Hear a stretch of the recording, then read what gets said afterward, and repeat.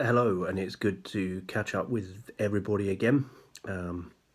If you haven't seen the previous vlogs, then I would encourage you to look back at the previous vlogs as we go through this journey of Ecclesiastes. We're looking at Ecclesiastes is written by Solomon, and we talked in earlier sessions about why Solomon has written these and when he would have written these and these sorts of things. So I'd encourage you to just go back and look at the previous sessions on Ecclesiastes, because it's all in context, and we're looking at what Ecclesiastes can speak to us today, particularly in the light of the COVID-19 and our own life. So we've come today to Ecclesiastes 6, and Ecclesiastes 6 says this: "There is an evil which I have seen under the sun, and it is common among men. A man to whom God has given riches and wealth and honour, so that he lacks nothing for himself of all he desires, yet God does not give him power to eat of it, but a foreigner consumes it. This is vanity, and it is an evil affliction. If a man begets 100 children and lives many years, so that the days of his years are many, but his soul is not satisfied with goodness, or indeed he has no burial, I say that a stillborn child is better than he. For it comes in vanity and departs in darkness, and its name is covered with darkness. Though it has not seen the sun or known anything, this has more rest than the man, even if he lives 1,000 years twice, but has not seen goodness. Do not all go to one place. All the labour of man is for his mouth, and yet the soul is not satisfied. For what more has the wise man than the fool? What does the poor man have who knows how to walk before the living? Better is the sight of the eyes than the wandering of desire. This also is vanity and grasping for the wind. Whatever one is, he has been named already. For it is known that he is man, and he cannot contend with him who is mightier than he. Since there are many things that increase vanity, how is man the better? For who knows what is good for man in life, all the days of his vain life which he passes like a shadow? Who can tell a man what will happen after him under the sun?" And we open this chapter with Solomon again talking about labouring and wealth and riches, and the imbalance of what he sees, the imbalance of fairness within these things. But he's coming to this point where he's recognizing and he's speaking about the fact that that God is the one that gives the riches. God is the one who gives the wealth, and these are not ours. These are not ours to keep, but they are ours to bless. And he says this: "A man to whom God has given riches and wealth and honour, so that he lacks nothing for himself." A man to whom God has given. God gives us riches. He gives us wealth. Riches and wealth don't come from us. Yes, we labour and we work hard for riches and wealth, but we need to be focusing again on, is it God that we are doing it for? Any job that we do, we ultimately should be doing it for God. We should be in a place where we are working for God. Now, that doesn't have to be directly ministerial work. It can be secular work, but as God put us into that secular work, and where we are in that secular work, then that is the ministry, because we are called to be light in the world. We are called to bring Jesus into the world wherever we are. And so wherever we are bringing Jesus into that world. And this is where Solomon is saying, a man to whom God has given riches, the riches and the wealth are from God. Yet God does not give him power to eat of it, but a foreigner consumes it. Anything that God gives us should then be used as a blessing for others. We sow so that others can reap, and we reap what others have sown.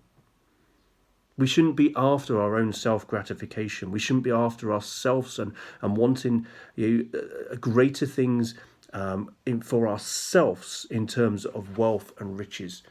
but we should be wanting to sow so that others gain riches and blessings. And I just think about where I am right now.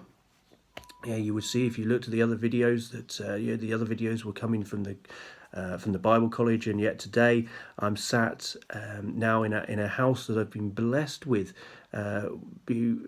amazingly.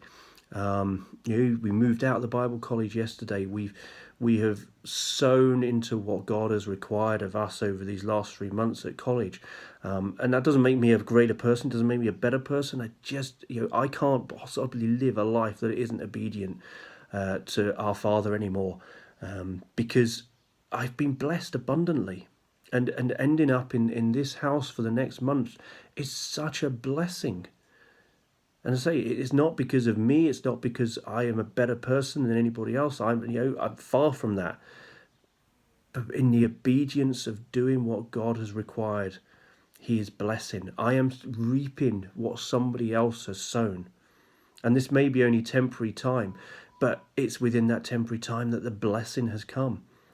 And so we are to, as I say, we're to pour out and to labour, but we're to have the mindset that as we pour out and we labour, that others will be blessed within that.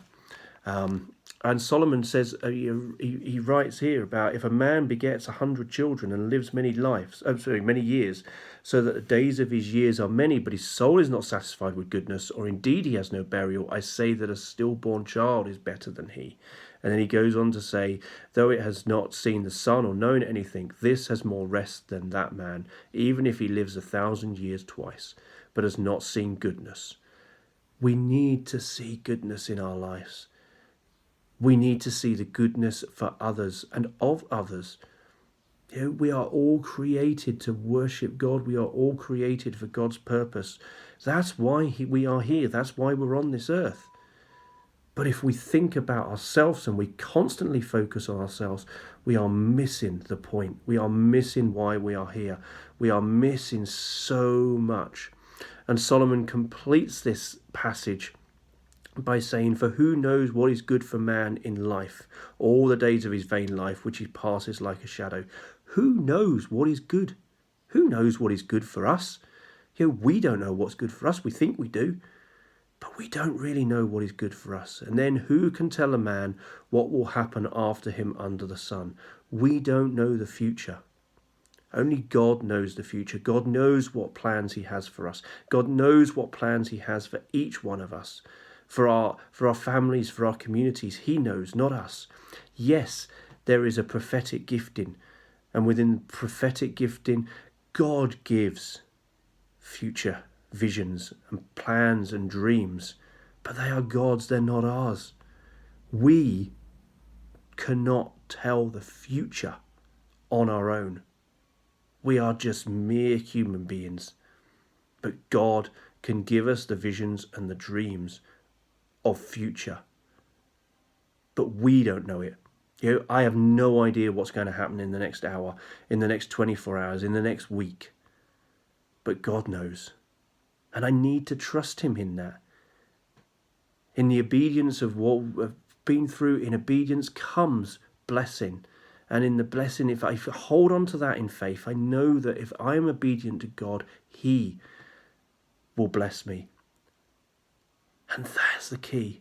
There's the key to life. It's not for us. It is not for our own self-gratification. It is not for us to be able to have the fancy car and the fancy house and everything like that. We are on this earth to bless others, to provide for others. So I hope this has been encouraging. I know it's a challenge. Life is a challenge. Life is not meant to be easy. The Bible never says that life is easy. But life is meant to be full of goodness and blessing.